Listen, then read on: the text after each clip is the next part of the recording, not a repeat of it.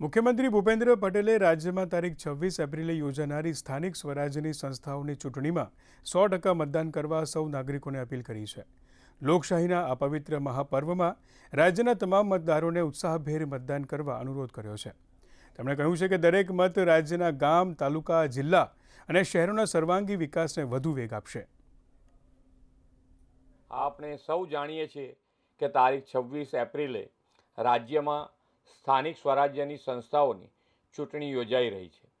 આ માત્ર એક ચૂંટણી નથી, પરંતુ આપણા લોકતંત્રનો પવિત્ર ઉત્સવ છે।